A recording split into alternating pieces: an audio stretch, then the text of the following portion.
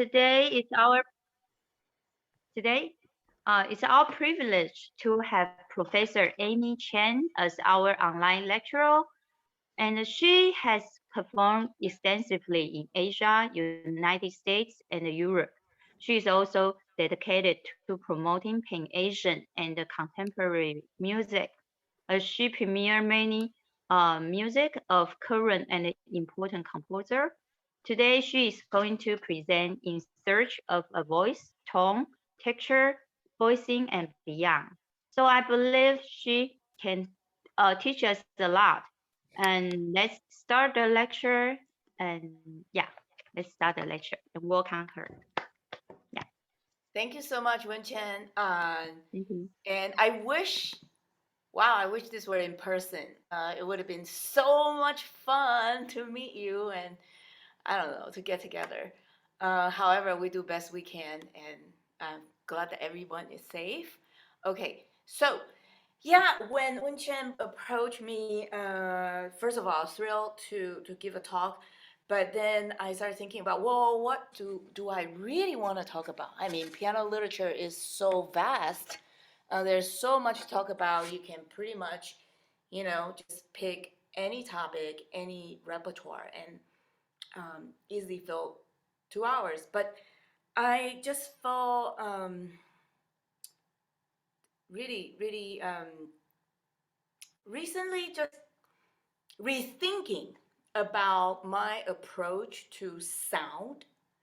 And it's actually a little bit connected to musical identity. Um, well, it's interesting because obviously I'm a pianist, but there are thousands and thousands of pianists. And what makes a pianist different? Or what makes a person different? I mean, that individuality, we ought to highly value that in people. And I feel we need to highly value that in piano playing as well, because all too often, we have a set of standard repertoire. Our students go through both in pre-college and college level, and the professionals, we have a Western canon that we repeat.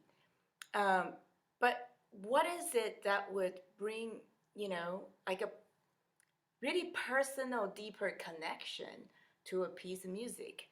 Is it feeling? Is it a character? Is it historical understanding? I would say all of that is true. But I think even more directly, it is the sound production itself that brings out who we are, or each individual is, as a pianist, because we are all built differently.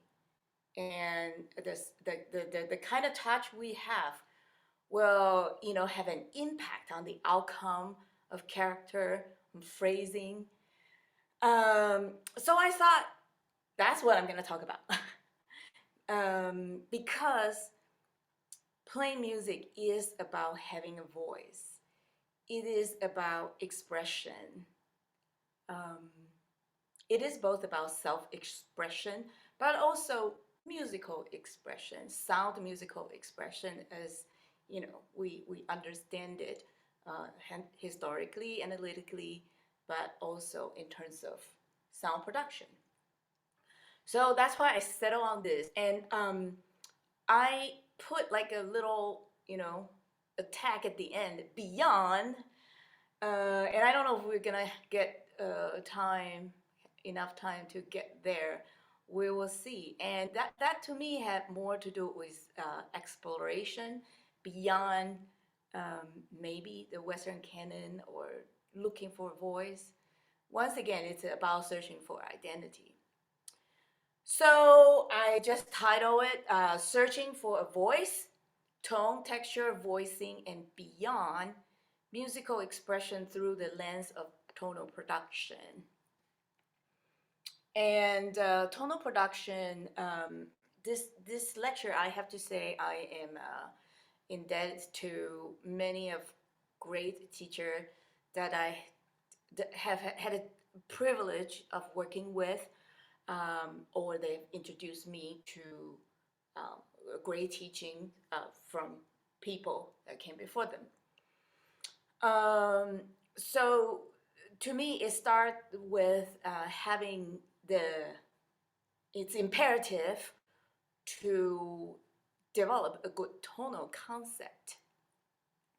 Well, that could be challenging itself because, well, first of all, you have to, well, I guess the simplest way would be, to be demonstrated at the piano from a teacher to the pupil. So it's passing down of a tonal concept, or listening to a recording with guidance, and also of all the research that I've done based on all the great teachers' thinking.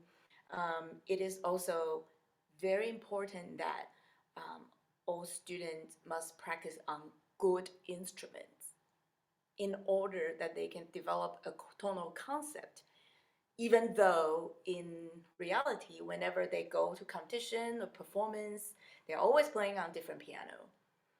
But in order to develop a good tonal concept, one must have good instrument. So that's where we start to help the student develop a good tonal concept.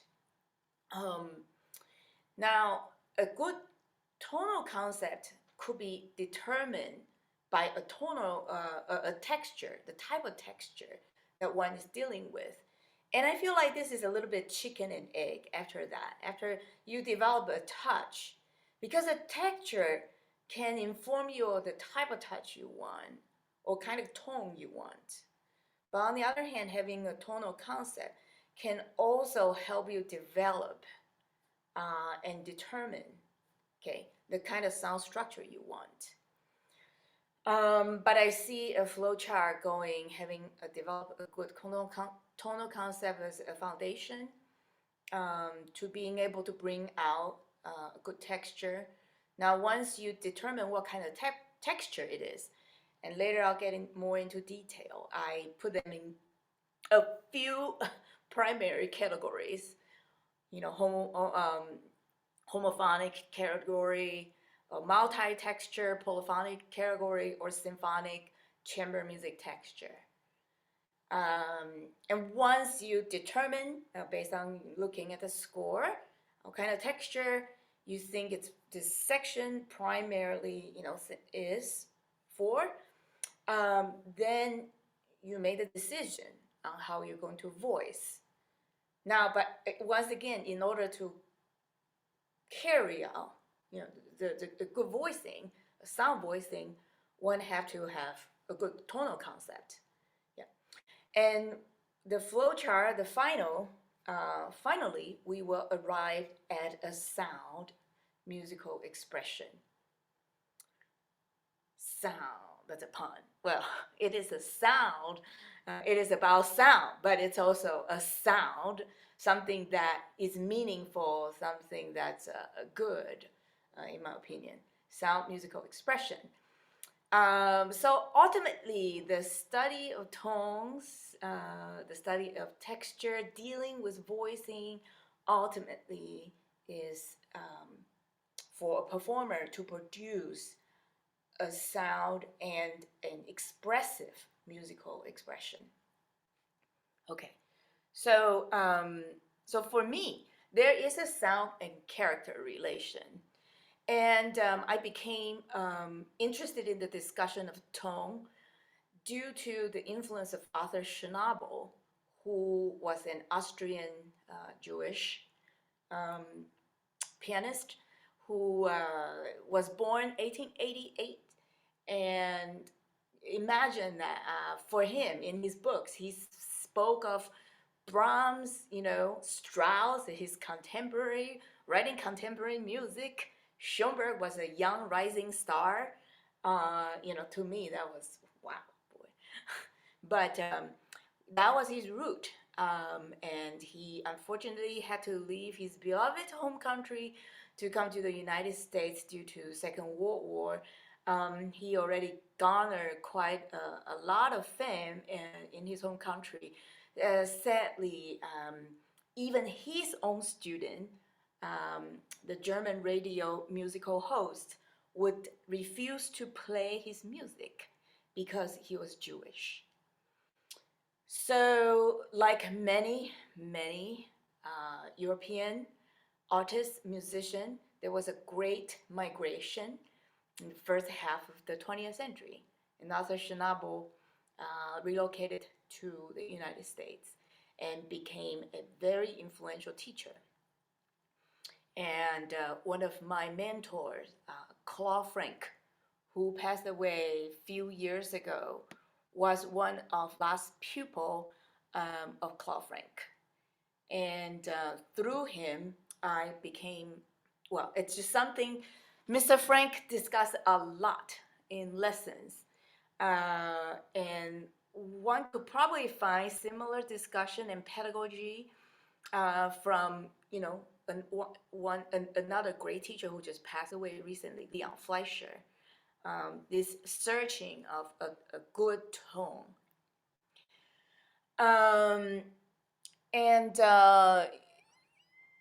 Yes, so in my lessons, I studied with Claude Frank both at Curtis and at Yale. More often than not, he would say, "What would Schnabel do?" Or what Schnabel would do. And he jokingly said, "Well, if I say I think you should do this, then usually he said that his pupils won't listen to him. But if he invoked Schnabel's name, people would listen to him." So there's a really a huge, we can see there's a huge influence Schnabel's teaching had on certain teachers in the 20th century that were teaching a lot of younger generation or students my generation that study in the United States. And some of the most important things that my teacher Claude Frank challenged me was the concept of beautiful tone and beautiful voicing. He wasn't so much focused on technique. In fact, I believe we never once talked about it. Perhaps one time he said, "Amy, you ought to practice your dominant seventh arpeggio." And that was pretty much the end of discussion on technique. It was always about dealing with voicing, about phrasing, about singing tone. And later I discovered he was not alone in emphasizing those. My own background was I had a few key teachers that were very influential on me. In my path, I have a teacher that really drilled me for competition. I had a teacher that gave me great, really strong foundation. And then I have a teacher who really focused on musical inspiration and through the study of score. So I would say that without that, it's my primary focus probably would have been on, development of a certain type of repertoire.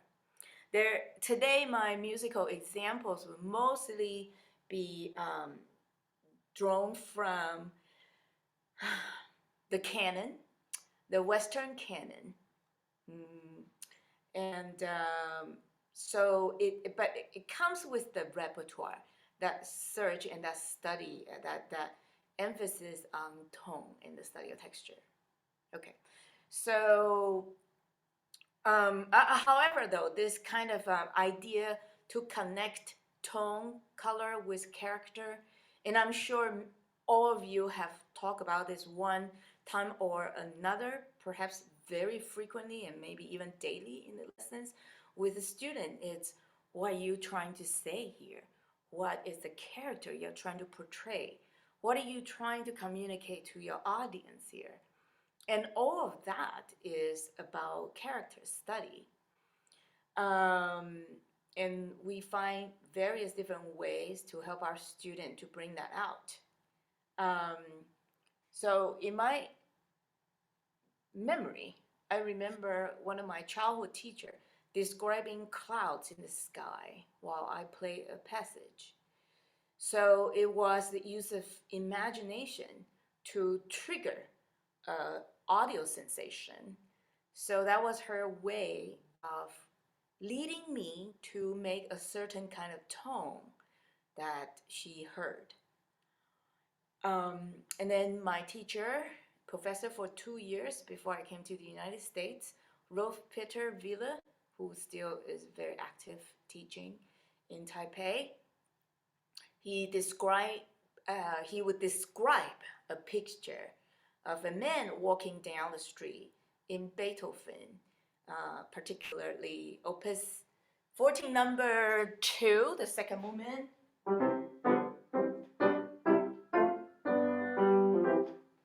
So he would describe to me it's like a man walking down the street with steady pace and, with a sense of humor, shoulder back, and a head on the head.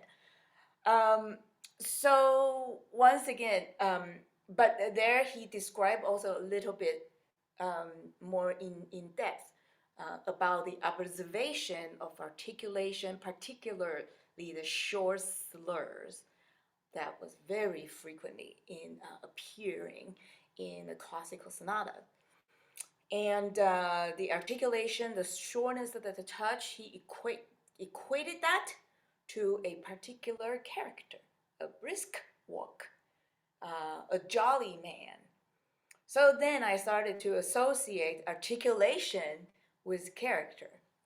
So it's slightly deeper than just describing a mood. Then I already mentioned my teacher who challenged me for 7 years on my tone quality. But then I will never forget in one of the first master classes I had with Gary Graffman during my undergrad years at Curtis. He was challenging us. We often had group class from different teachers from different studios who get together. And he wanted us to think about Bach as different voices with orchestral instrumental colors. He wanted us to think more like flute, more like this instrument, more like that instrument. And, my teacher may have mentioned it and challenged me to think that, but it was really with Graffman that concept really got implanted in my head. So just to share a little bit about how just this tone, how seriously some of these great teachers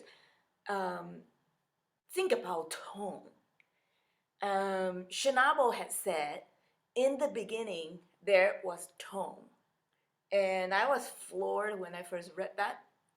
And because that was actually, he simply borrowed from actually a phrase from scripture, a New Testament scripture from the book of John, where it says, in the beginning, there was Word. And the Word was with God. So, my goodness, I mean, that was a huge statement in the book of John, equating the Word, namely the words of Scripture, one takes very seriously. So here, the Word was equated with God, the most supreme being. And here Schnabel saying, in the beginning there was tone.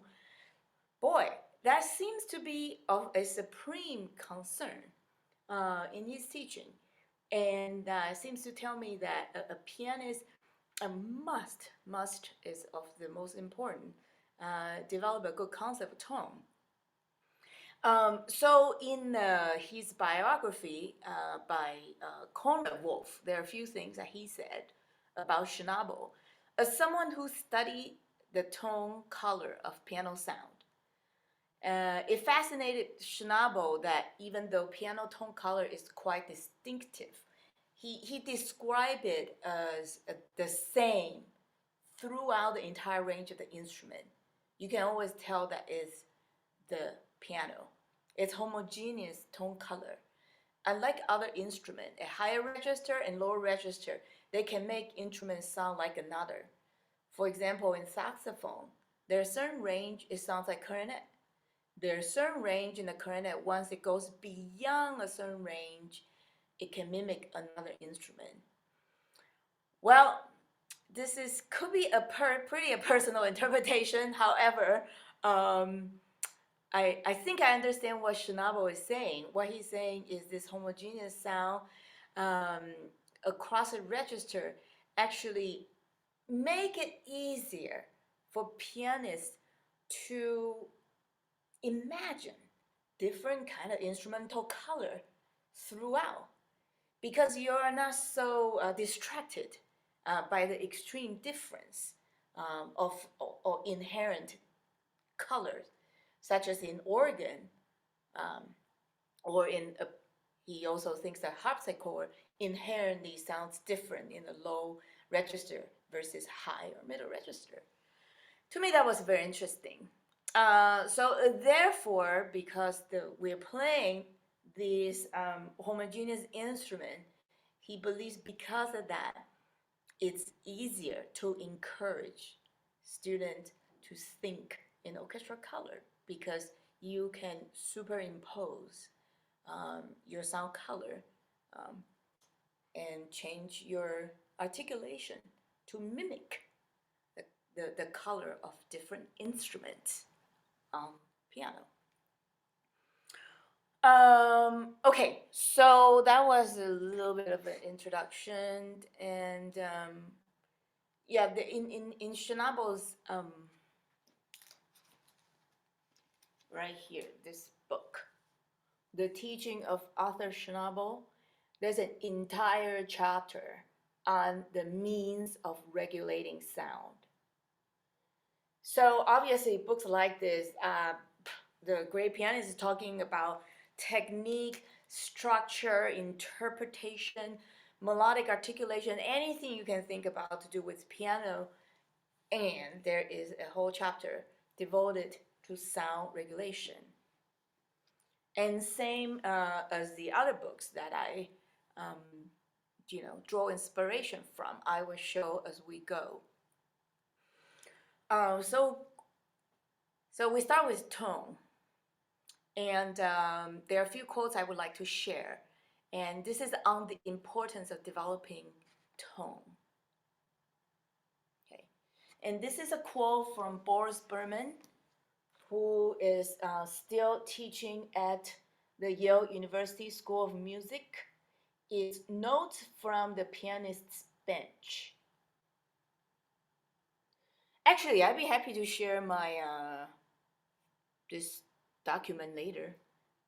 And I have Yes, the names please. of these books there. So Yeah. page 5. Once again, of all the topics that he talks about, the first chapter of his book, he started with tone. And he specifically thinks that too often we teachers focus so much on developing students' technique and repertoire that little was left the time is left devoted to cultivation of tone. So he devoted an entire chapter on talking about tone.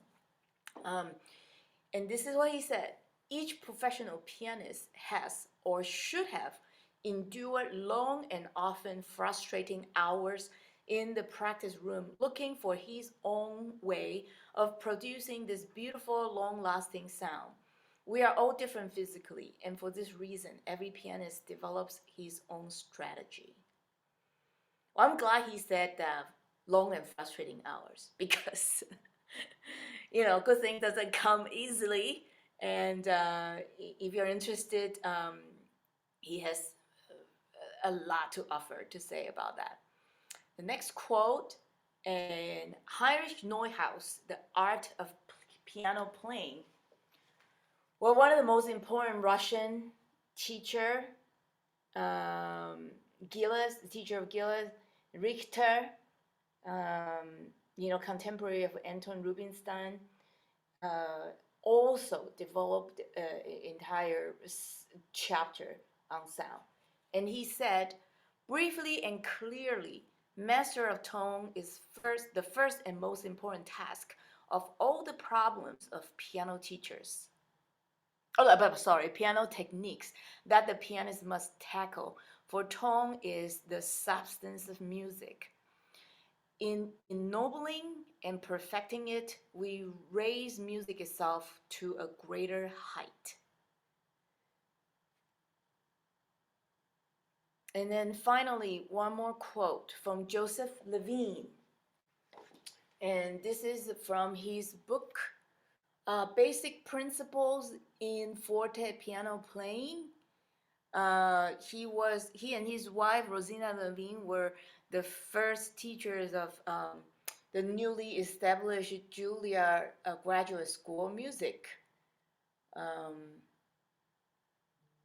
So he, once again, devoted a huge section of his teaching philosophy on cultivation of sound. This is what he said. The cultivation of a singing touch should be a part of the daily work of every student who has passed the first few grades of elementary study. If indeed it may not be introduced earlier with students of more mature intelligence. And that was from chapter 3 of his book, The Secret of a Beautiful Tone. And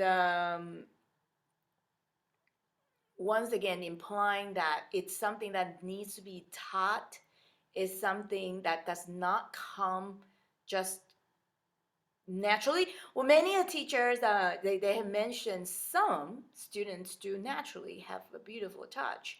However, how consistent it will be for it to become a true voice for a student, it's clear that it requires cultivation and rather in-depth focus on the study of sound production on a consistent basis. So, well, now we have established that the importance. I think it's important to talk about the technique of tone production. Now, this is like we could talk about this maybe like a whole day, but I'm just trying to extract some of the most, I think, relevant for myself. And okay, so here's Joseph Levine again, and here give us a little bit insight into imagery. So here you will see all these past grade teachers start using comparison imageries to try to encourage motion, okay, to produce a type of technique for desired sound. So he said, the piano is not a typewriter to be thumbed upon so that a sharp, clear type impression will be made. Rather, imagine that you are actually playing upon the wires, ringing them with soft felt cover hammers, and not with hard metal bars. And Schnabel, a quote from Schnabel, the prospective performer has to labor mentally to comprehend the finished piece of music, which he undertakes to transform into sounding reality, to comprehend it not merely as an arrangement of tones, but as a formed and organized expression. And when he talk about mentally comprehend, he's talking about the study of texture. So in his book, he gives a lot of examples, and which I will strive to offer some selection of my own as well for demonstration. So it is physical. It is physical what to do, but it is also about the study of the music, which is what Schnabel is really a lot about. It's really just the text. So, and another quote from him, shading of tone intensity is one of the most valuable tools with which a pianist can work. shading depends not only on the manner in which the note is struck, so here we're talking about pure technique, but also on the manner in which key is released. And this actually, I've heard Leon Fleischer talk about this in masterclass. In fact, he said each tone has three parts: the attack, the duration, and the release. And I would beg to say there should be four parts. There's a preparation, attack, duration, and release. In any case, they think a great deal about how, the sound, how to production. Okay, so it is agreed upon the pianist must learn to produce good tone on any instrument, but not all performance instruments are good enough. Ideally, one should always practice on the best instrument. And that's also the advice from all this great teacher in the past. Okay, so I summarize types of tonal production boiled down to deep tone versus light tone, and countless combination of the two. Different teachers use different descriptive language. For example, Boris Berman, in his notes from piano bench, he used in, out, touch. And once again, he talked a lot about that while we were students at Yale. But please feel free. I think everyone ought to come up with a language that's the most meaningful for them. For me, I just call it deep tone, and there are a few ways that had the past pianists have described this type of touch. From Rachmaninoff, he described it as fingers growing roots in the keyboard. So none of this is really, scientific language per se, because if we're going to talk about scientific language, we'll be talking about escape and the sensation of when escape, and the hammer is released. But, I think in the turn of the 19th century, 20th century, the language is very colorful. I really like that, the deep root growing under the keyboard, roots in the keyboard. And Joseph Hoffman, another great pianist of the 20th century, also early, I think I misspelled. It's okay. Early on, he also, I think, was president of the Curtis Institute for a while. He described a ripe strawberry sitting on the key to be pushed through. Now, I heard Gareth Rothman talk about that in a master class. So when I read that, I'm like, Mr. Grafman, I know where you got that from. And I have heard my friends talk about, practicing when they grew up in Russia, breaking the sugar cube. I don't know if I will ever achieve that, but I think, my kids take Taekwondo. So I imagine it's kind of practicing breaking the board. But I never thought that I need to go that far. So I'm happy staying with the ripe strawberry and finger growing the roots into the keyboard analogies. For Berman, he described, in his book, he describes more technically, actually, the motions that he believes it's the most essential to produce this kind of tone. It's a slow immersion into the keyboard. And I've seen him being at the keyboard, just play a C major chord. It's a very slow drop. And really grabbing with no tension, but with firm fingertip. And I'm sure, one way or the other, we have all taught our students doing that, especially when they're practicing their chords. The light tone, there are certain terms that I've used or have learned from different teachers: follow through and throw. That's something I picked up from Robert McDonald, who is currently still teaching at Juilliard Curtis. He used the turn throw, so more away from the body. And another thing is circular motion. Therefore, you don't strike heat as a deep. You strike it as at an angle with circular motion. And the teachers, great teachers in the past, compared to harp, drawing sound out. In Boris Berman's book, he makes a distinction between in and out. Okay, I'm sorry, towards or away from the body. Okay? For him, in is a deep touch. Okay, but he prefers drawing sound out. Okay?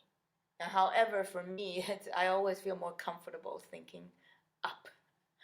So, once again, there are many different words that we can use, but typically, it's a non-vertical angle of approaching the keyboard. And one must master those two basic touches. And all of these teachers talk about, physiology, relaxed shoulder, relaxed arm, and the importance of the wrist and the structure of the hand.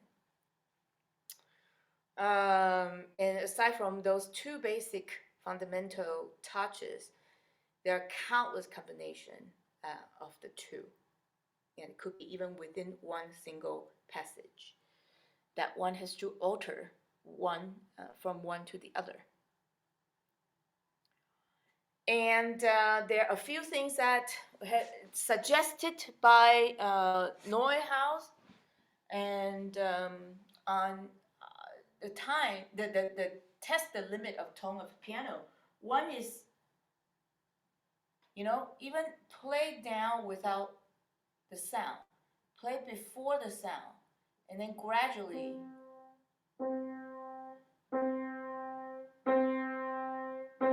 I'm just gonna do a few different until it was not a sound, but a strike.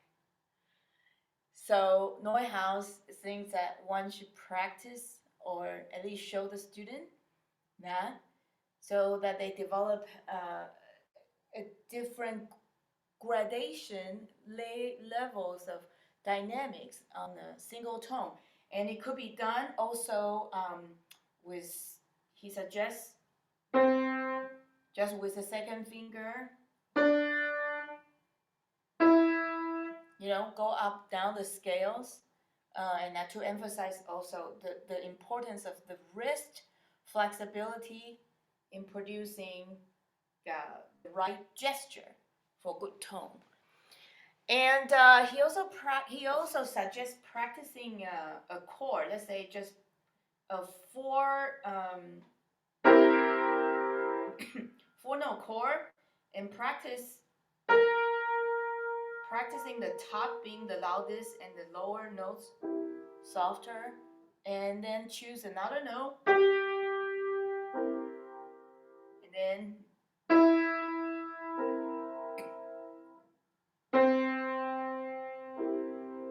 and then one ought to be able to just do it.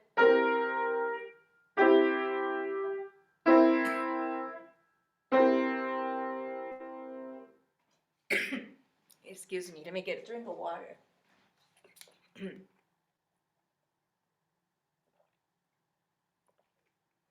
So that is akin to finger independence training, and one can find a lot of some of this exercise in Pishna, in Czerny, and even Henin has a little bit. But they were focusing the Neuhaus and Berman are talking strictly about this production of a single tone. And developing the ability to control the shape, the sound quality. Well, I already talked a little bit. Some important factors include arm weight, wrist flexibility, um, and the fingertip. Rosina and Joseph Levin actually describe this quite extensively. Um, just the how much of the surface one would use will affect the kind of tone. Like a warmer tone, definitely not a super curvy fingertip, not immediately under the nails, but the most padded area of a finger in order for a warm tone. So again, each student, we need to help each student to find that. And I need to often, slow myself down when I'm practicing something to think about those things. Because I can conceptually think that, oh, I must have sure, of course, I need to have a good tone. But the fact remains that it's a technique that needs cultivation. Well, and then of course, speed of attack will affect the tone quality, and Berman talked extensively about that. Eventually, and this is kind of beyond today's discussion, the dynamics and the pedal also, affect and come into play. But those in those teachers teaching, in fact, it belong to like yet another whole chapter. So, but I do want to point out though, dynamic realize different touches is a result of studying texture. It's actually had to do the realization of the dynamics has to do with texture. And I have encountered more often than not students, especially I have some students that came to me before, and they would I would challenge them. Well, you're not doing what's the dynamics on the page, and the answer, and has happened multiple times. Well, I'm just trying to play the notes first, and I will add the dynamic later. Well, I often have to explain to the student, well, the dynamics is part of your sound fabric, and once you learn it, you have to learn it with the note, because each note will have a different expression, a different touch, resulting in different dynamics, or dynamics will affect your touch.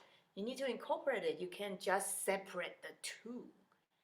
It's they are married. But however, I do tell the student, if it's a brand new piece and they are at the very beginning stage just trying to look for notes, absolutely. But as soon as they are beyond that, looking for the note stage, they must immediately consider dynamics as part of the tonal production.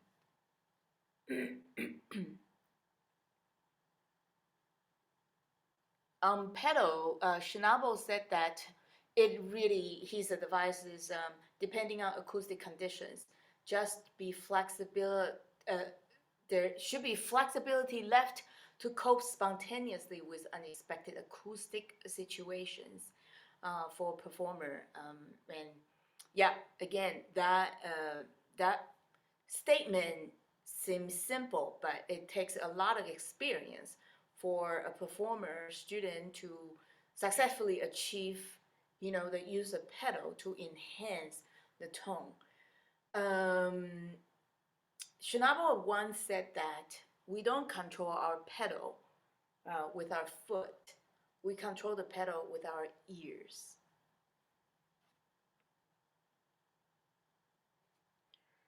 So, so there was a little bit of in the importance and technique of tone. Now, a couple quotes on quality of tone that is deemed desirable. Tone must be clothed in silence. It must be enshrined in silence like a jewel in a velvet case. So their noise house is really drilling into just that, isolating the concept of tone comparing to a jewel in a velvet case. And that actually has a deep influence beyond just piano tonal concept. I have heard former clarinet professor at Curtis, who played in Philadelphia Orchestra for decades, describe to his student the tone like a diamond in a velvet. So this concept has gone beyond, this influence has gone beyond the piano sound. So once again, very descriptive on quality of tone. And according to Neuhaus, the concept of beauty of tone is not essentially static, but dialectic. Means it's interactive. It's interactive. Well, which is actually contrary to what he just said. He was isolating a single tone, but discussing that very fundamental tone concept. But here it's based on the dialectic, and the best tone, and consequently the most beautiful, is the one which renders a particular meaning in the best possible manner.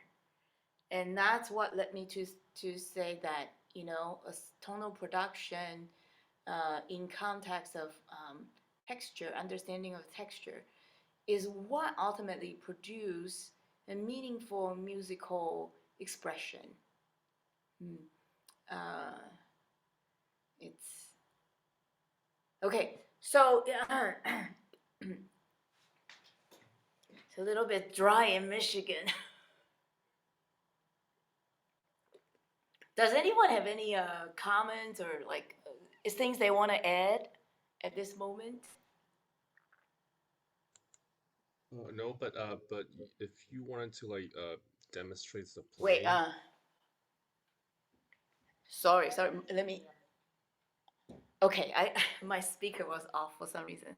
Oh yeah. So I just wanted to say that if you wanted to demonstrate something, you might wanted to stop sharing that screen because then your videos will be like super tiny on top of that. So that's Okay, I see. Oh, yes, or it's can probably easier for us to like see your actions and then because ah. when sharing the documents, then your videos will be like very tiny up there. So Oh, okay.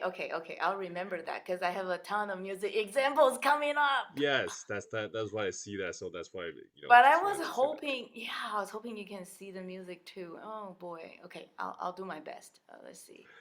So, Sorry about for that. for for I me, think it's good. I I just think it's good. yeah. Shall I go on? Yes, Yeah, sure. yeah. Okay. Um. Mhm. So I kind of divide the sound, the texture type to homophonic, namely accompanying versus melody, vocal type texture, and other chordal texture. And I'll go through that, and polyphonic texture with inner voices, and chamber music and symphonic texture. Those three main I carry in my mind when I teach student, or when I just kind of want them to get to the gist of the passage. Okay, so let's start with perhaps the most familiar to most of the students I work with, both pre-college level and college. All right, so let me stop sharing this document.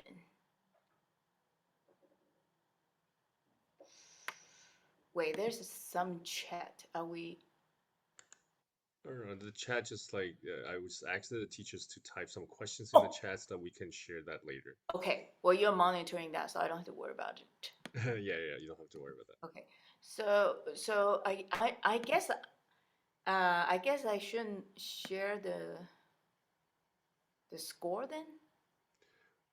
that. I would suggest that you share a little bit first, and then once you Oh, and start then stop playing sharing. that, then yes. Okay. So my first is one of my favorite sonatas. Oops, what are you seeing now? Are you seeing the music? Yes. Yeah, we see the first three lines. Okay. So, I mean, it's kind of self-explanatory, but nevertheless, I find it really, really good for me to review.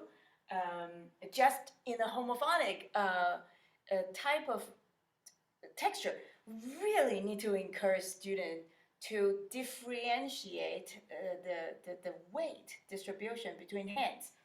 And so often, that is not really taken seriously or achieved.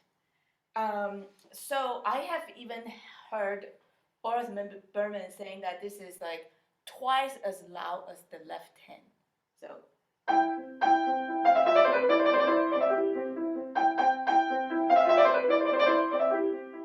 So the left hand is literally very close to the key, very close to the key. The right hand, very animated, more into the key. So there is already an in and out difference. Some people call weight distribution. Nevertheless, it takes one has to discriminate, and that's the word that's been used. Okay, one has to develop the sense of how to listen critically and discriminate in order to truly produce a difference in the balance. So let's see. Ears must instinctively, well, because in homophonic texture, which is most of the tone of music, our ears instinctively crave the top melody. Therefore, it is important that we bring it out. The next example, once again, is the Alberti bass. Simple Alberti bass is the second movement of Mozart's Kershal 545. You know, many of us assigned to our pre-college student find it a fantastic work, actually. So last week, I actually have a student that comes and play.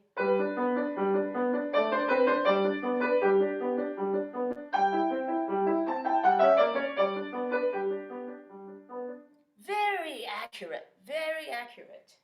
And I could hear her melody because I know the melody. My ears are drawn to the melody already, but I wasn't satisfied. My ears were not satisfied because my ears wanted to hear a true singing voice that rises above the repetitiveness of the Alberti bass, which is more or less just sustaining the harmony beneath. So she could not slow down, and that was part of the reason why my student was playing the left hand louder, because she had could not control her left hand softly at a certain speed. So my first step was to ask her to slow down.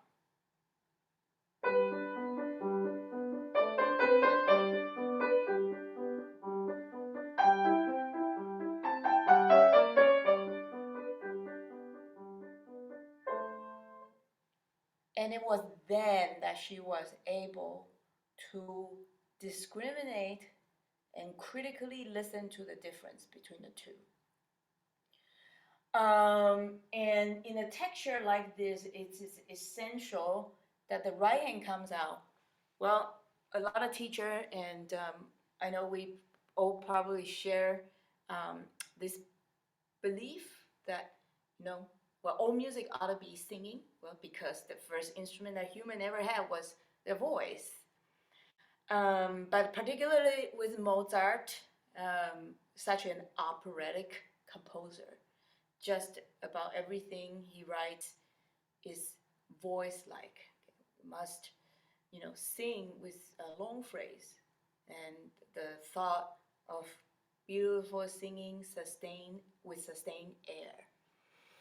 Then let's go to another texture that also is homophonic, but this one, oh wait, did I?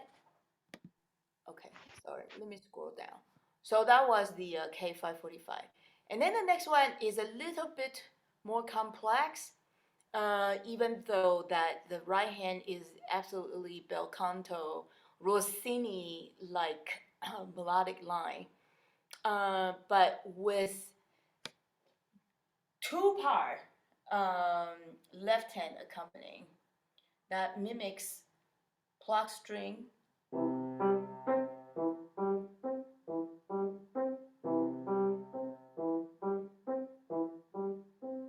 So this would be Beethoven's Opus 31, number 2, the G major sonata. First movement being, yeah, and then we have.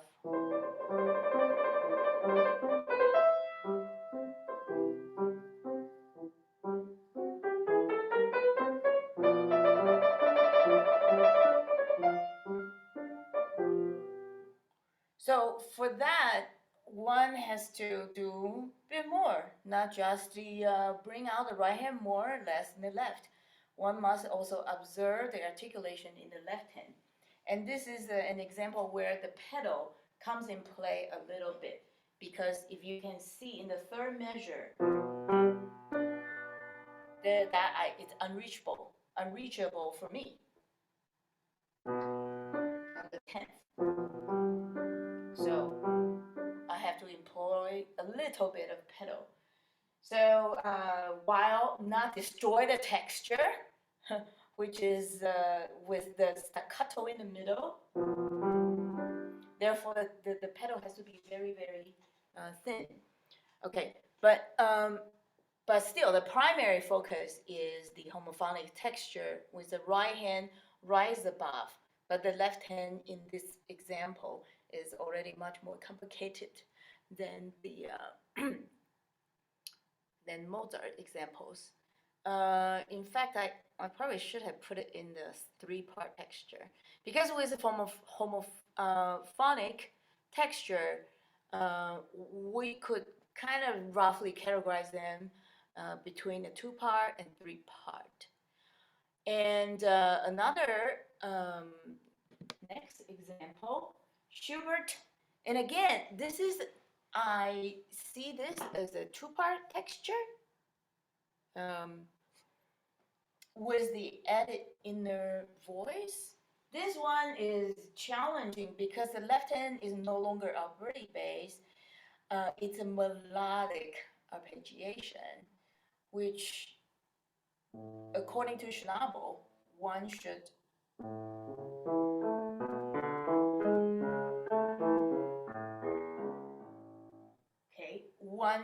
do a sense of rise and fall towards the middle of the phrase.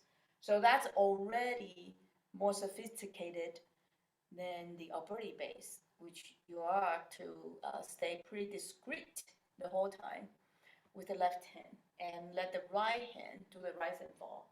This one, the left hand participates a little bit more in the texture. However, the focus is still on bringing out the right hand. Sorry.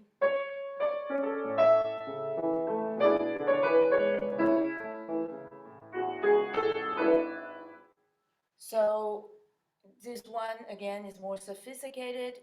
Right hand is not just the right hand alone needs to be more, but it's the right hand, the top part. So the weight distribution leans toward the top. And this is where the Neuhaus idea, practicing the chord with, alternating, the important notes. And in this case, mostly, well, in most tonal music, I would say, majority of the music, it is the pinky that needs the most strengthening.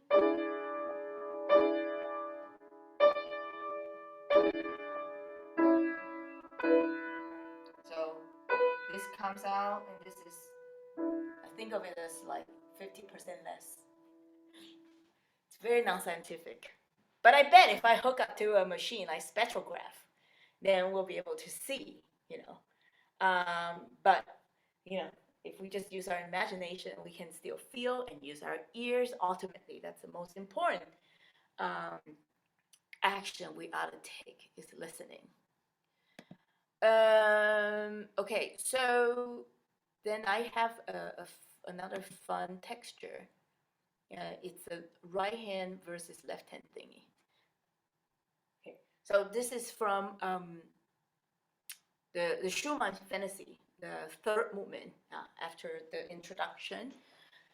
This, again, the left hand is actually a single line, single file, but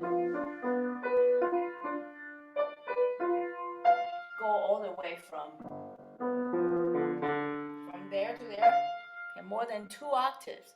So once again, according to Schnabel's suggestions, we with arpeggiated melodic left hand, okay, we do a rise and fall, while distinguishing between the right hand and left hand difference. I just did a left hand, right hand split, which actually he wouldn't approve. Actually, I got chewed out as a student by my teacher. So there is a grace note, okay, but the downbeat ought to be together.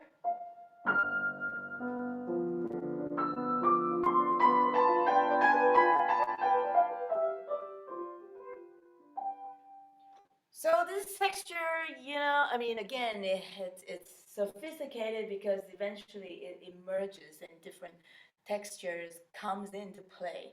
But just a phrase alone at the beginning of the section, it's a homophonic 2-part texture with melodious arpeggiation in the left hand. So now a couple examples on what I call a 3-part texture. And this actually I drew inspiration from Boris Berman. He talked about Chopin Nocturne. And this could be applied as well to, say, mazurka or, to waltz as well. So the bass is important. Okay. So in your thinking, the 3-part, the left hand, the bass is the most important. I gotta carve out, and then the middle is a different tone color.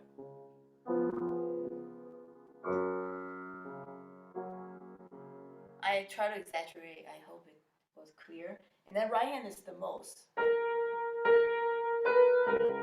And for this, depends on what the effect that you desire. It could be in.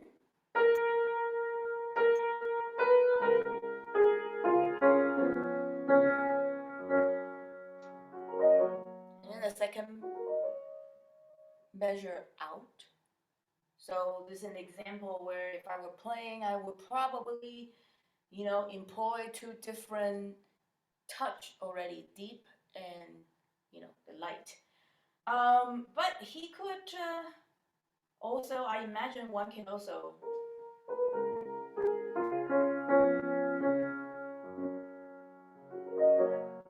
play everything light, except the music says sostenuto, which would be suggested that it ought to be an in, down.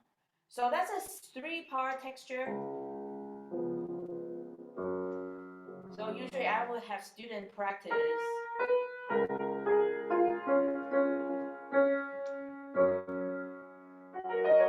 And then add the middle voice.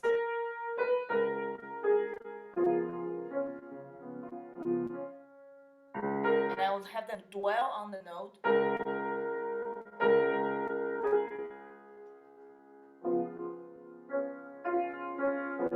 And just really feel the differences in touch. And the next example, it's really recognizable is our famous minute waltz.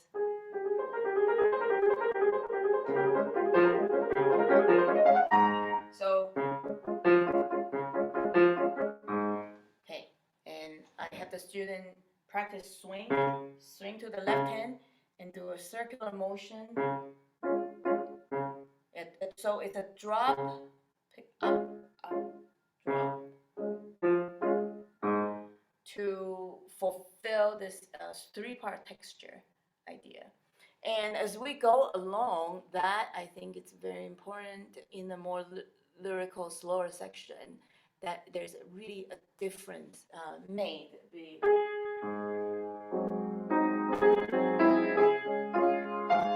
So the hierarchy goes melody, bass, in the middle,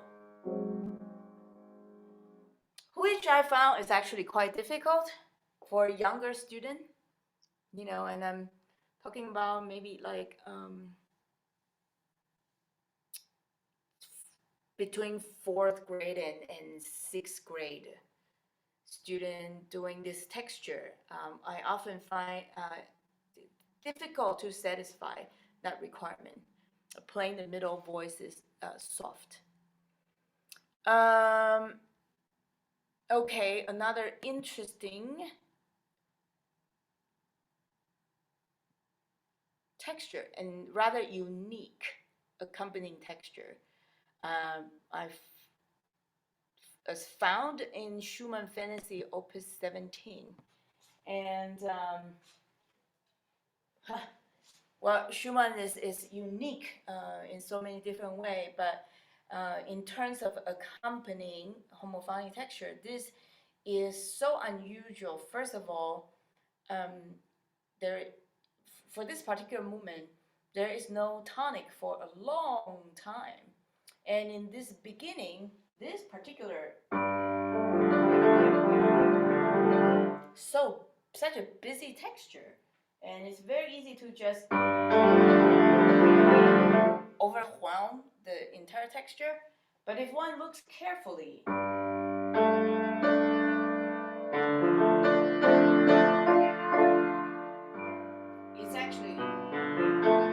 it's actually a nine chord of dominant. Okay? So in this texture, even though right hand looks like it's just repeating a perpetual 16 note motion,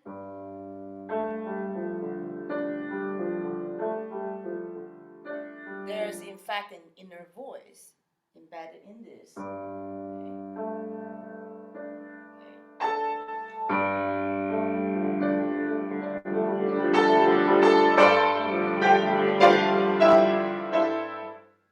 Yeah, playing four, I don't know. Probably didn't translate very well on Zoom. In any case, so this is a extremely interesting accompanimental figure. And in fact, that one can connect that to the third movement. Yeah.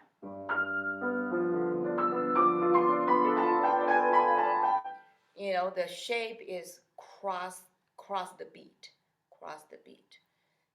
They're really in a circular motion. Okay, so that is truly unique. One can't exactly categorize it. Now, in tonal production,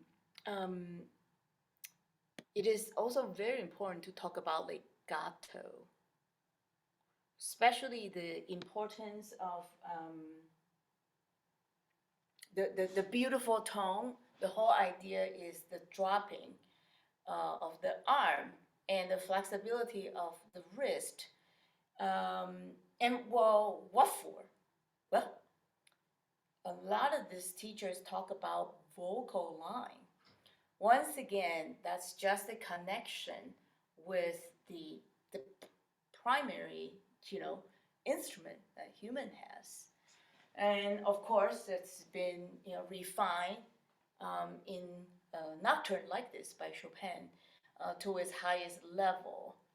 So in this case, again, this is a three-part texture as we talk about. Okay, so but the right hand is what I want to focus on.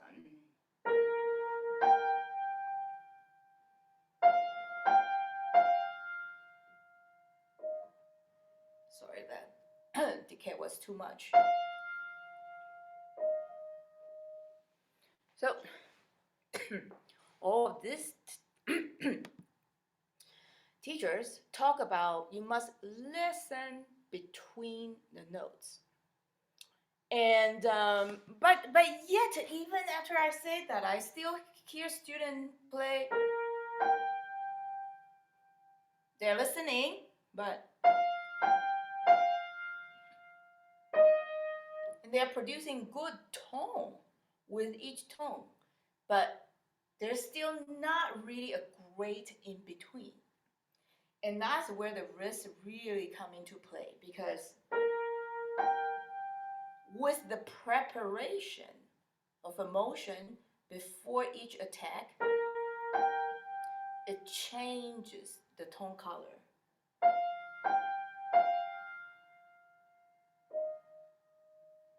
And with that, mixing in the concept of finger overlapping, basically what it means just no lifting until you have arrived at your next destination.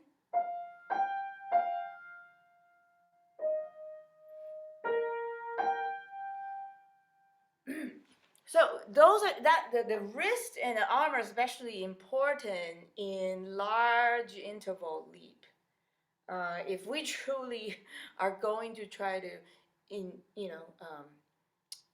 bring out a voice like line.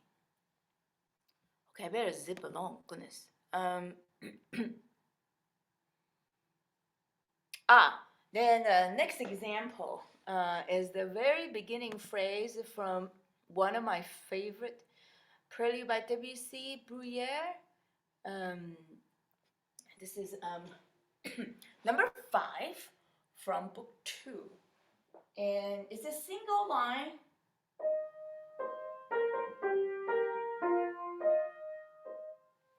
Well, that wasn't so great. That was a phrase I literally remember working on for like a good half hour, just to figure out how I'm going to make legato. Because yeah, I can do finger overlap.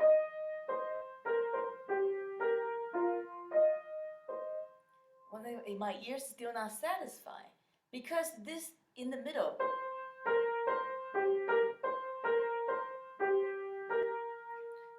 That pentatonic area is just it's black key, white key, just not singing enough, fluid enough. So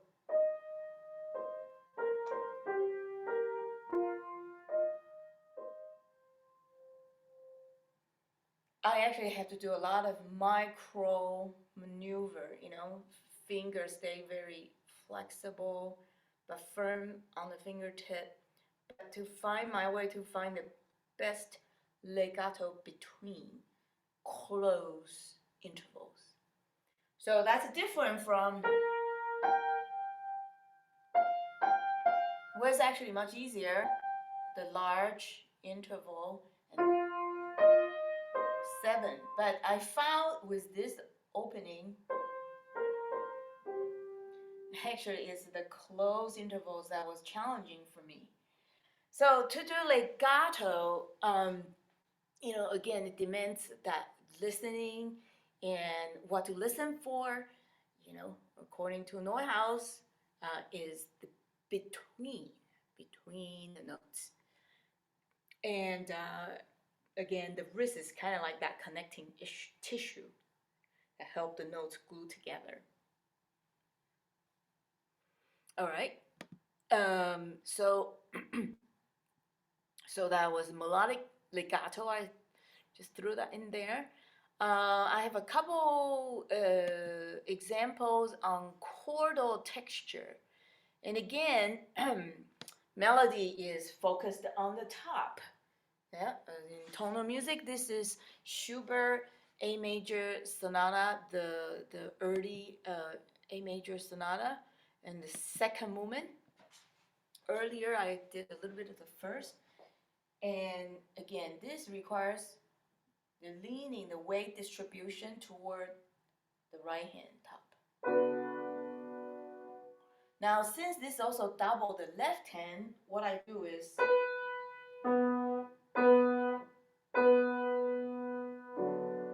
I will get my desired voicing, not too overly right hand, also not too overly left because it's too heavy for the beginning. Occasionally, we want to choose the doubling to emphasize, the middle voice in a doubling situation. But in my opinion, not here because we want a very transparent, heavenly sound.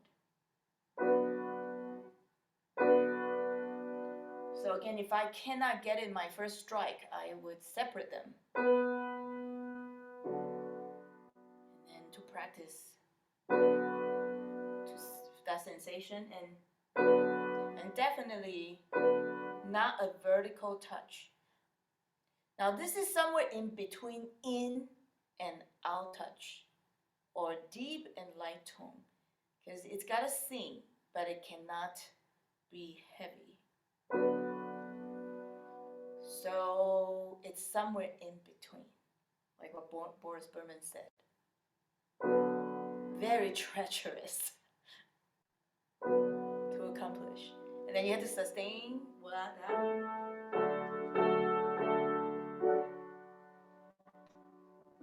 And another one.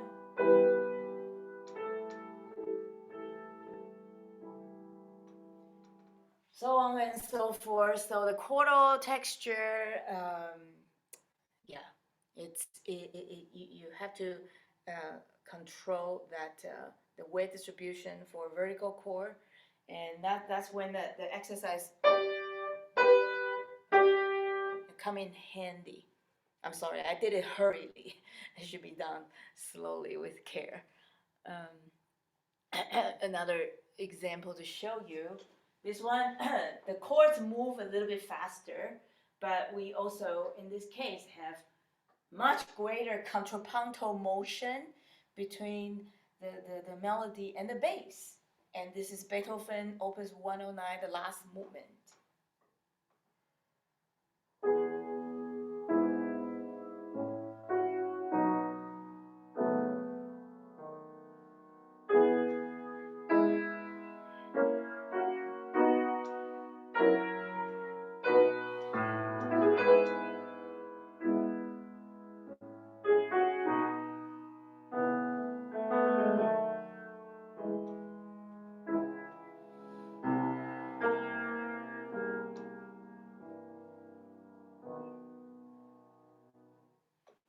Well, there was a subito piano that was a little tricky. So again, a chordal texture lean to the top with more conscientious left hand. Wonderful counterpoint that is always going contrary motion, adding a lot more motion to this music than the Schubert example. So that's the chordal texture. Now we have octave, third, and sixth. Now,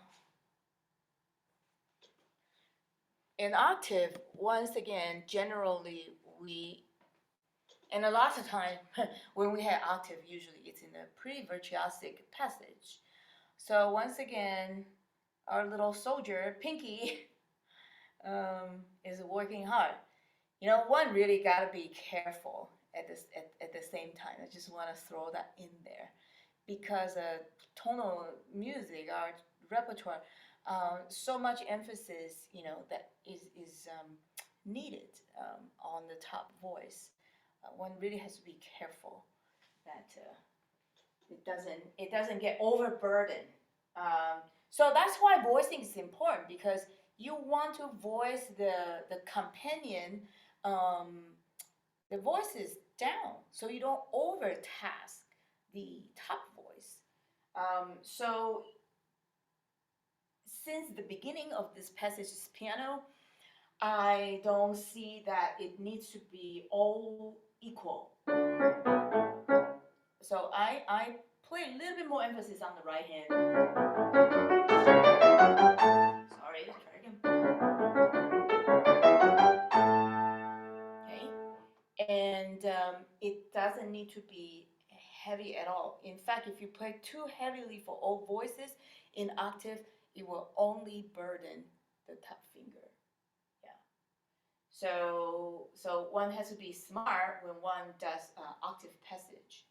And then the next example I have here is a little bit of an octave and a little bit of a six mixed in like with each other. This is a listed rigoletto in the middle of the piece. I don't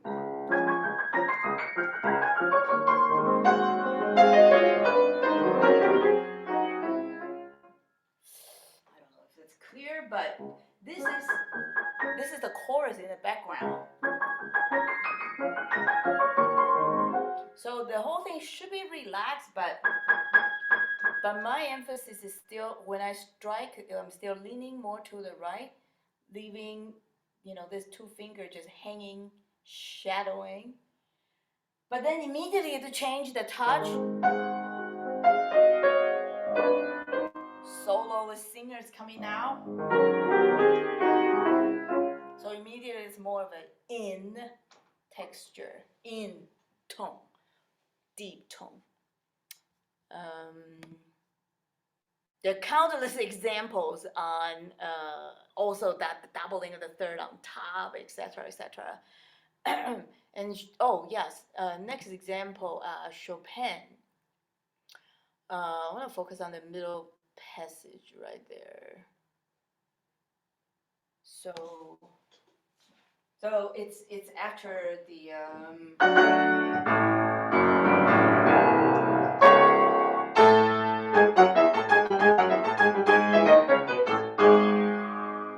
it's more tutti-like. So my weight distribution is a little bit more even. Okay, so I'm a little bit less discriminate in this particular case.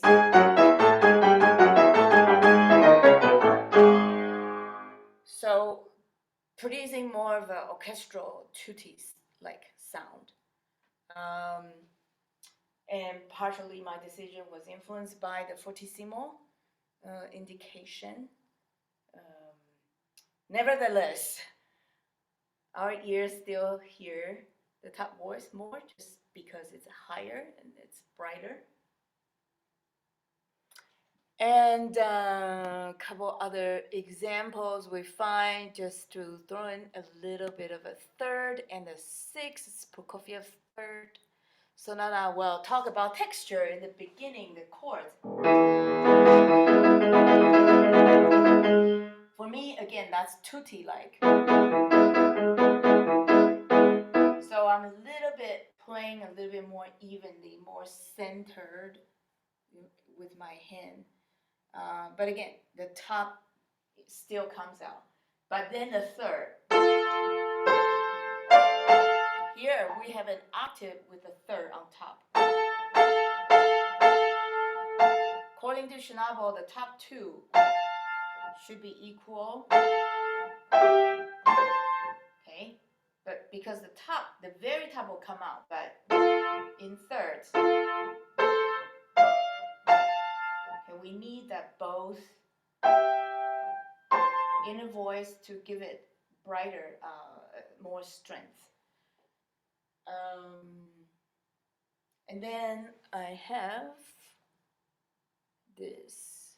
This is the sixth sonata, also Prokofiev.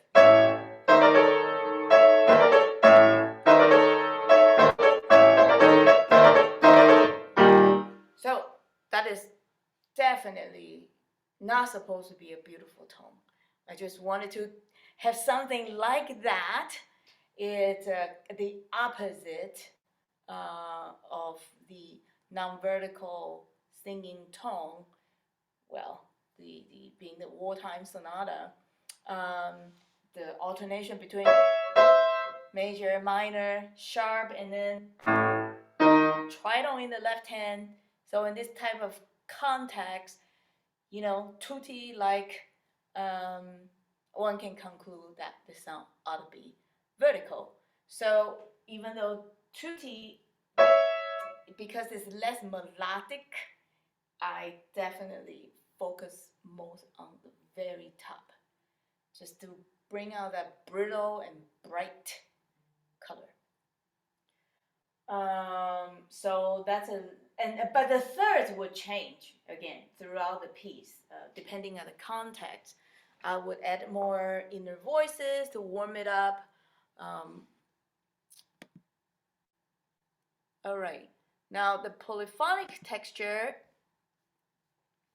For the interest of time, I think I might just talk through this, because I think we all very familiar with pretty and fugue, particularly in the modern instrument, and when we're interpreting fugue and contrapunto texture like this, we're expecting students to be able to bring out anytime they hear a subject or the entrance of a subject, whether it's a full statement or in a stretto situation.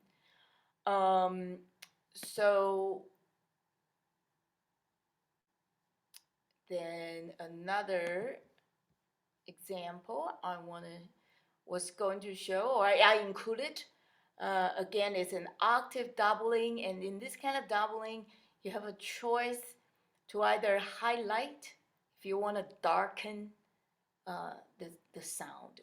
It's a very somber second movement of Opus 10, number 3.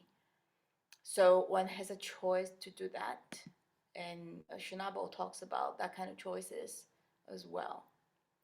And in Brahms, my next example, Brahms 118,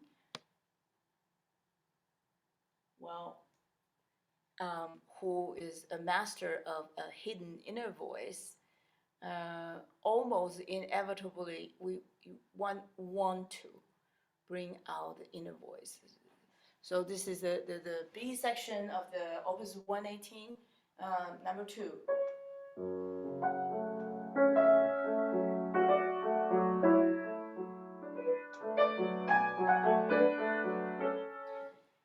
Well, because a lot of time Brahms' inner voice is not just a counterpoint.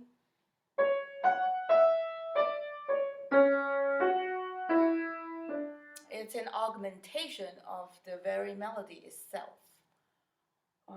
So it isn't exactly secondary. So we definitely want to bring out the inner texture to highlight the richness of this type of writing. But one can find examples everywhere, pretty much, in Brahms' writing. Since that's what he's known for.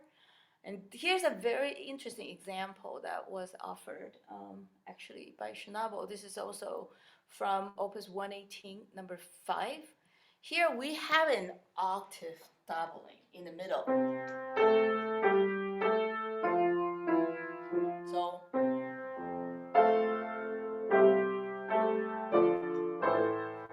well, now the question is, well, which voice should be more? Often we will go for the higher voice, right? But in this case, Schnabel argues that it should be the left-hand phrase.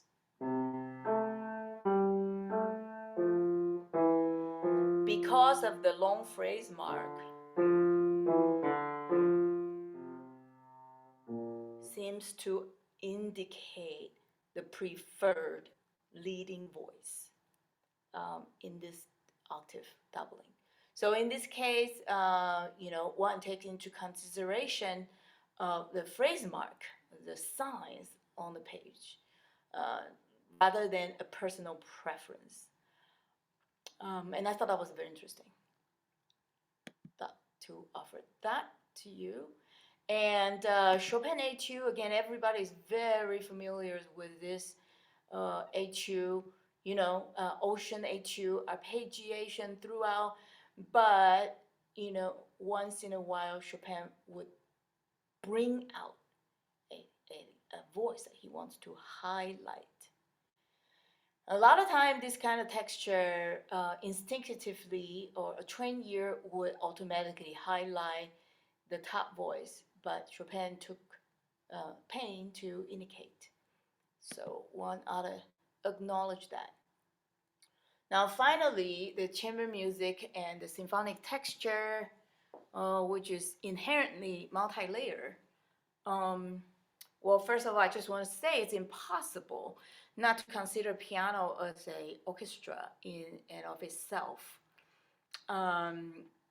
Piano is probably one of the most versatile instruments. It is capable of imitating orchestral instrument sounds in many cases.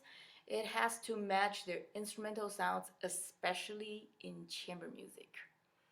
So Schnappel's argument, or rather his statement that piano is neutral sound, it kind of makes sense because it then it gives it a status in a way that makes it supposedly easy to blend. But still, one has to color, via voicing and texture and balance when one plays with other instruments. For example, today I was working with a group who was playing Brahms' Horn Trio.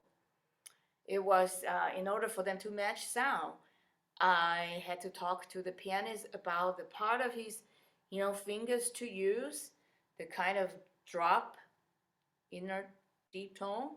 And I had to talk to the violinist about continuously vibrate while she has a long line to match the roundness and the core sound of a French horn.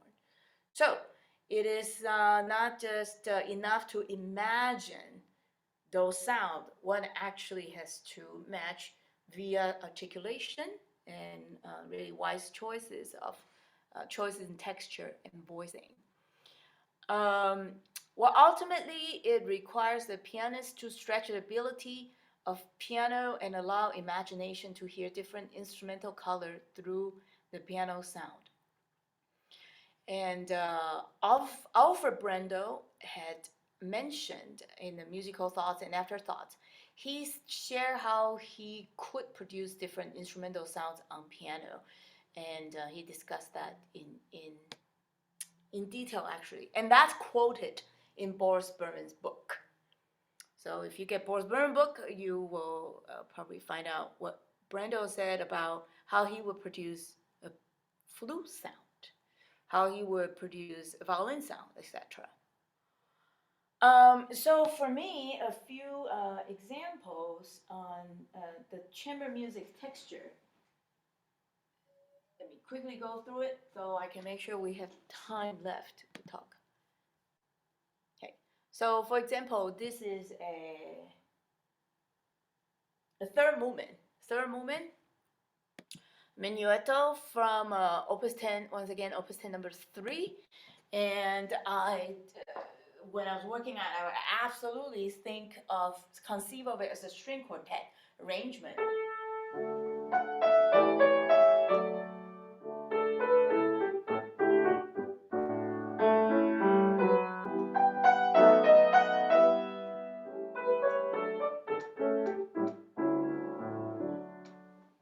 So, with very, very detailed study of the articulation, but also balance between the voices, cello in the bass, viola in alto, and then two violins on top. So in this kind of minuet, I absolutely encourage students, and I myself think of it as a string quartet. Then I do also think of the middle movement of Pathétique.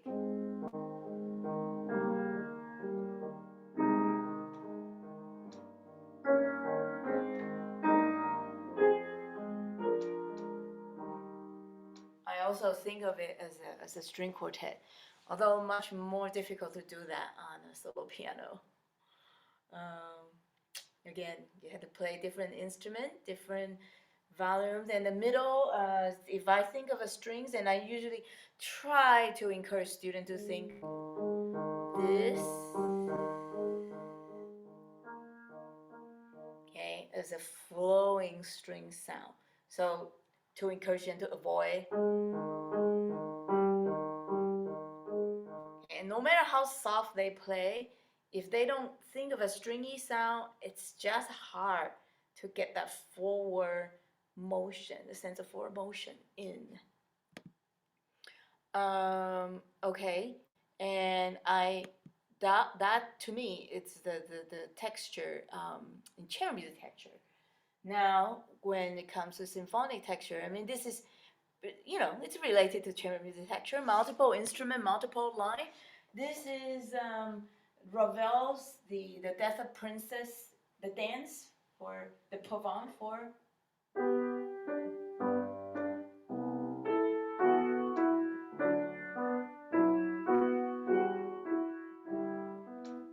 Sorry, I'm not sure it was that successful. I was trying to distinguish the left hand portamento from the staccato in the middle and the legato on top. So that's 3 touches in one. So with a little help of a pedal, that it actually reminds me of this one.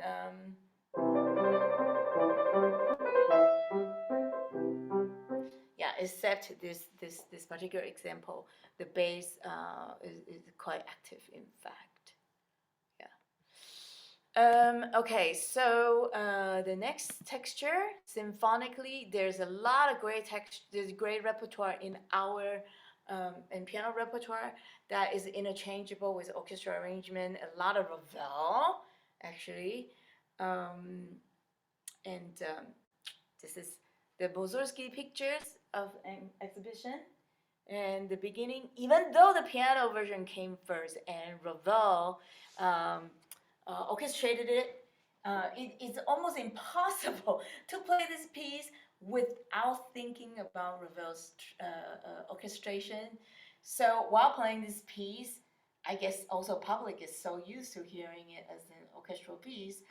A pianist want to think about definitely a trumpet from the beginning.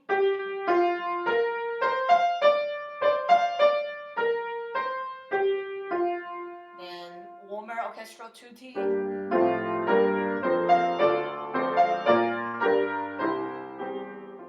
Solo again. So penetrating bright trumpet sound. And then the next example, this is given to saxophone, which is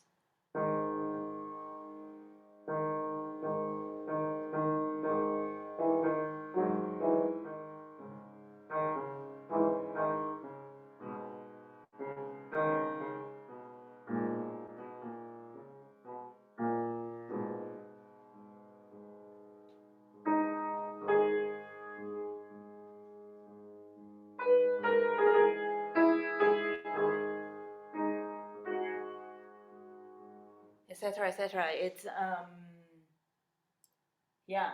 reminds me of the homophonic 3-part texture that we talk about in Chopin. So there are other works that was not symphonic, but definitely strikes a symphonic tone. This is Brahms' Opus 5, written as a really young man. So let's see.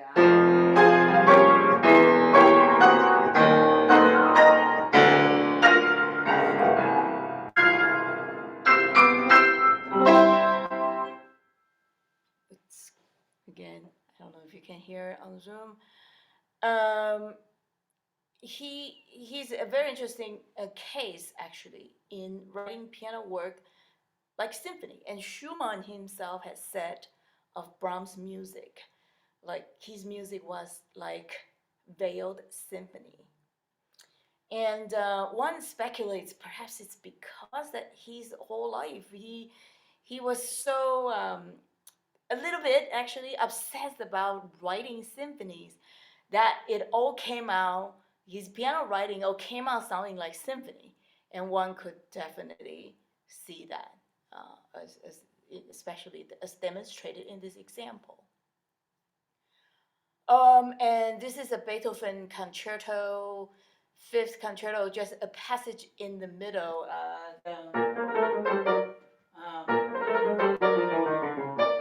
So this part is echoing the woodwinds, okay, in the orchestra. So in this case, the articulation wants to mimic, since it's going back and forth. There are many examples like this, going back and forth in concertos, imitative writing, and definitely opportunity to consider articulation in accordance with what's going on in the orchestra. Sometimes contrast is important, but sometimes mimicking is also necessary and fun. And very, very finally, a couple little texture here. With Debussy, we start getting into multi-layer texture. And in 20th century, it's all kind of different things proliferated. The sound texture is no longer, the sky is the limit, really, if you play contemporary music. So in this,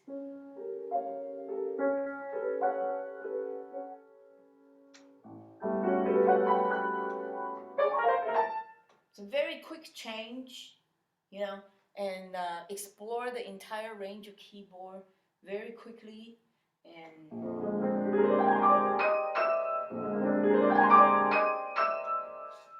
and with extremely detailed dynamic and articulation requirement. Yeah.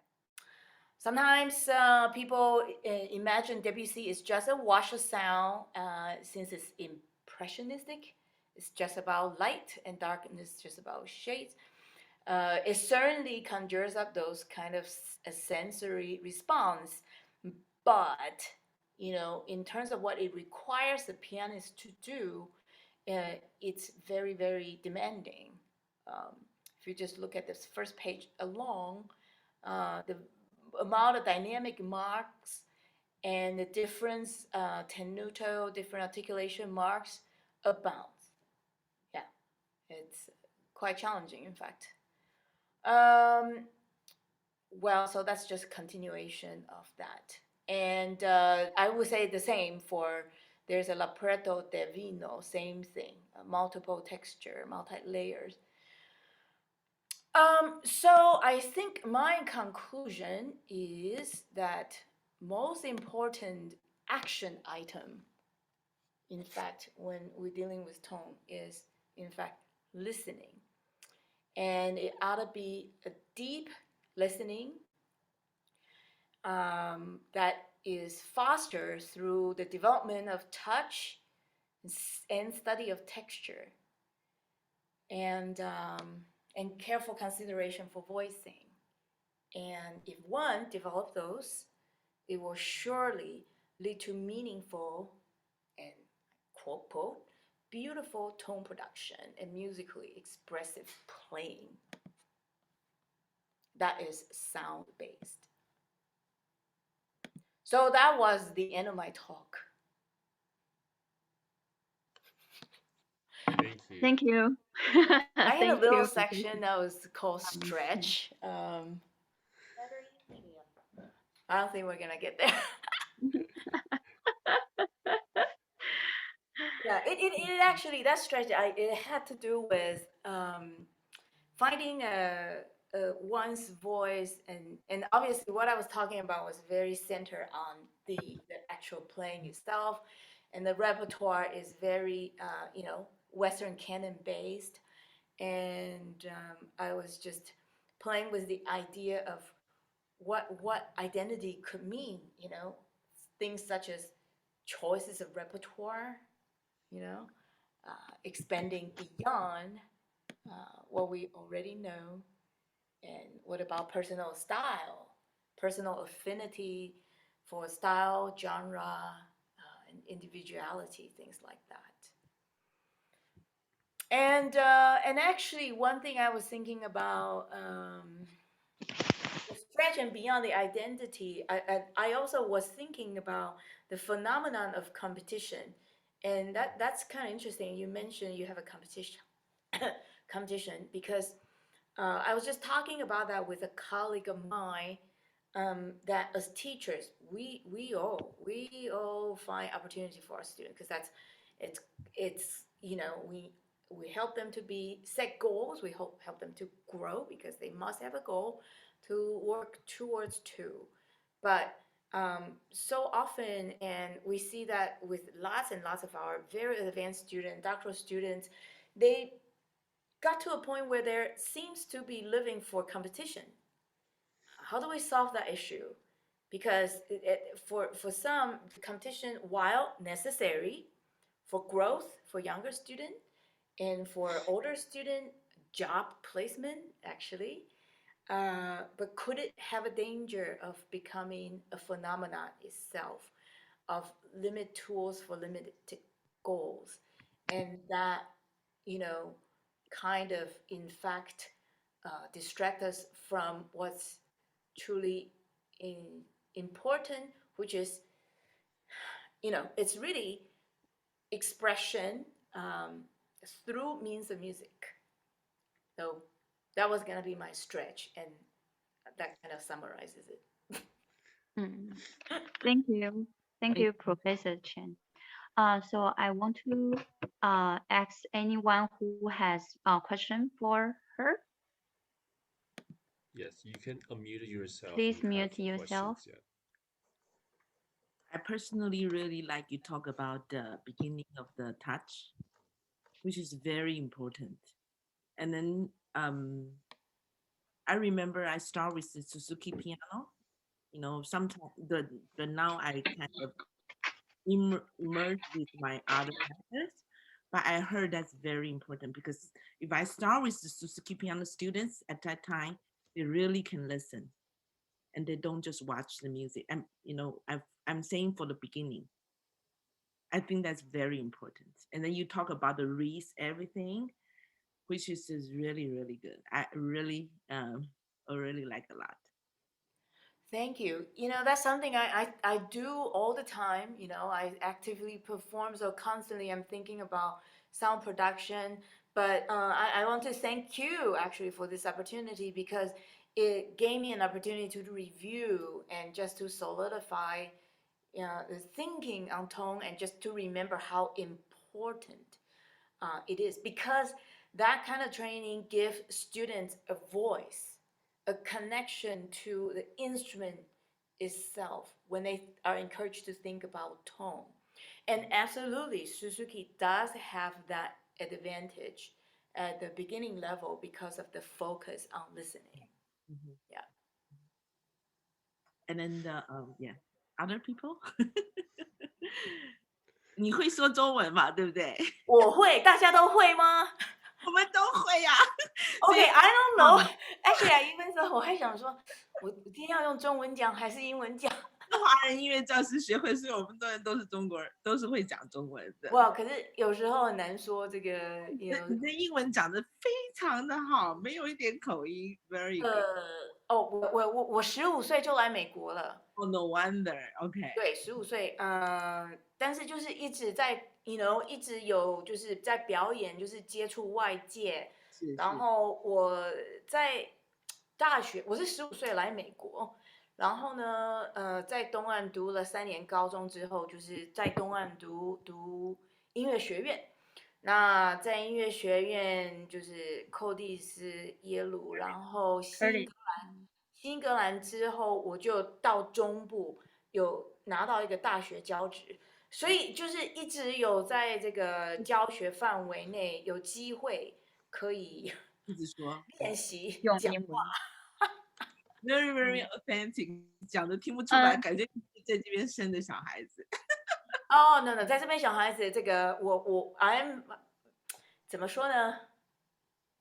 还是不一样，还是不一样，Very good。因为毕竟我是外国学生拿 F1 visa 一直到博士，一直到博士第一年才拿到 green card。哇因为那时候就是用那个叫 O1 visa。，I see，I see，对，哇，所以你知道那个就是留学生的感觉，跟在这边的小孩子长大的感觉，Asian American 又不一样。要求 So I identify and see this again. I think about identity a lot these days, and naturally, I'm sure we all do. I do pay attention fair amount, to what's going on with racial identity and tension, etc. But I identify as an immigrant. Yeah, that's good. Yeah, especially from Taiwan. 我 Yeah. 台湾回来的 Yeah, very good.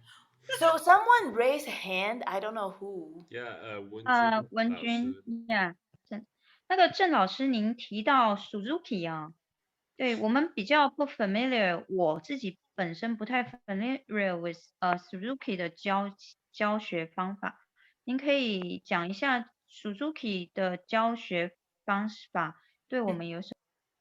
Well, Suzuki 是这样，老实说，我以前也对 Suzuki 不是很清楚，但是我儿子，因为他启蒙小提琴的时候，他的老师是 Ann Arbor Suzuki Institute 的老师，他在Suzuki 非常的active，所以呢，我学到的是 Suzuki 实际上他的 belief system 是，你知道 Suzuki 音乐应该就像是母语，像一个语言一样，你从很小很小就要给他听。然后最好就是父母亲在他旁边跟着他一起学，所以是大家一起成长的一个方向。但是他最重要的就是说 ，you learn by rote, by ear. Okay, so you don't read the music. In fact, my son's teacher discourage. 然后我要叫我儿子说看谱，然后被老师骂。被老师禁止，不是被老师骂，那老师非常非常好。就是说他的重点是，就像我们在教自己孩子学语言，我们是非常自然的传授。音乐应该也是这样子，所以他就是所以他很强调这个团体学习，然后团体大家就是 play together and you absorb naturally。但是我觉得然后他的 method book 就是1到6册至少，他的每一首曲子就是说它是渐进的，所以老师教一个东西在某一首的第一首曲子里面，他第2首还会到，然后第3首它是渐进的，所以你一定要基本上要跟着他那一套 curriculum。后来我是觉得到某一个程度呢，还是会有一点瓶颈，因为 the music becomes more complicated, very sophisticated. If you stay, too long in Suzuki, it could, if the teacher is not careful, the student miss out on reading challenging music, sight reading. And training on rhythm. But I have a student who actually was trained Suzuki early on. She had struggled with sight reading so much. But luckily, she compensated with great ear and hard work. So she's actually quite accomplished. She's now at UT Austin with, assistantship as a solo piano performance major. But I see both the benefits and downfall of Suzuki. So someone else has a question. I mean, I hope that answer your question. So then what As method well, books what that you method preferred? Yeah. Method book. Method book. Oh. The question is Brand like what method books that would you beginner. prefer to teach Yeah. students? I kind of actually I use the music adventure a little bit, but very quickly, and I don't do all the books. And I actually train the student, very young one, with 5-finger exercise. the stepwise da da da da da da da da dum bum bum bum and little arpeggiation broken chords and then a chord. So I train them and that with just notebooks.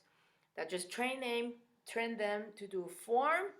It's just form, and I do with them based on the five circle of fifth sequence. So even if they don't know any theory, even the very early on, they know C, the next scale, G, da da da.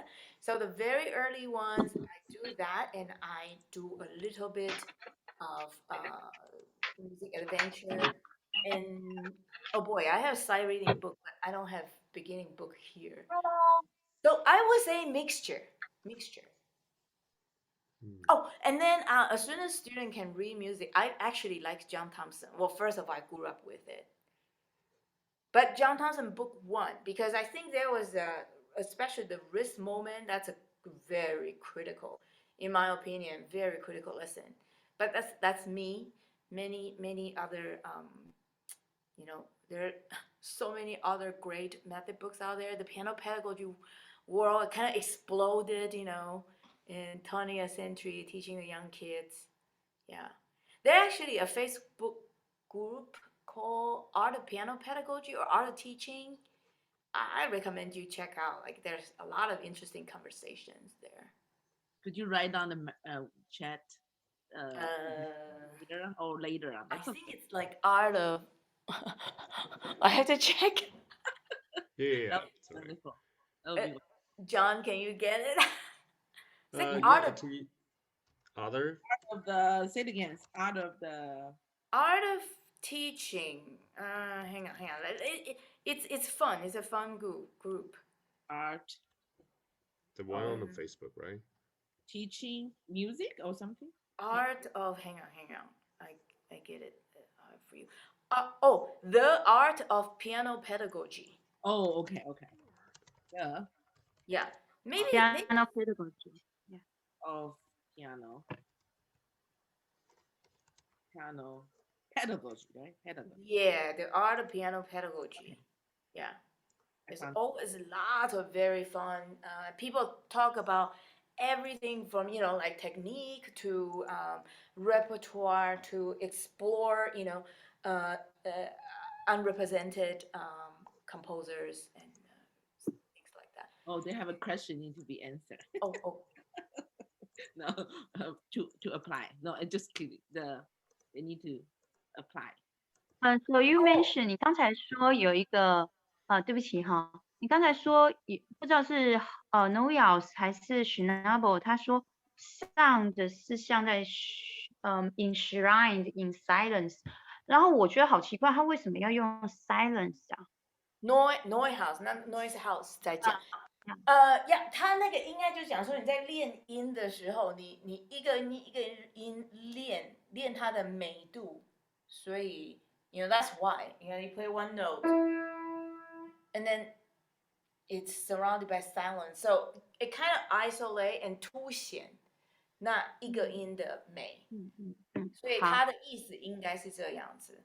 但是当好，然，你就开始弹曲子的时候you're not existing in silence. So he also talks about in context, in form, study music. 好，谢谢郑老师帮我们讲，对，这样子那么精彩的讲座。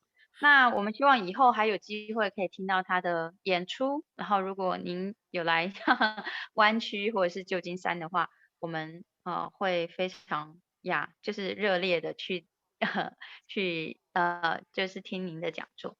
那我想今天的讲座就到这里喽。Yes, thank you so much, and it was great to meet you. I really do hope we one day meet in person. My family is in California, in Los Angeles though, Oh, and close friend in San Jose. But so oh, hopefully one day. a Yeah, if lot. I come, I'll definitely look you up.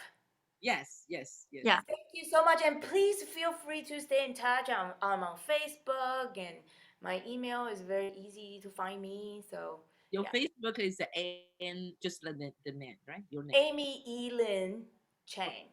Chen. Mhm. Okay. Yeah. Yeah. I will add you. Okay, thank you, everybody. Thank you. Thank you So for all the work you do for teaching. Yeah. 谢谢您， Keep in touch. 谢谢大家， Okay, bye. 谢谢大家。Yeah, Thank thank you. you. 这样辛苦了，谢谢拜，这样辛苦了，那么晚，对，谢谢。睡回笼觉。你黑眼圈好严重哦，对。好，谢谢，拜拜。演出完了吗？拜。好，希望大家平安哦。好，拜拜拜拜。 ，Stay See you safe. OK，拜。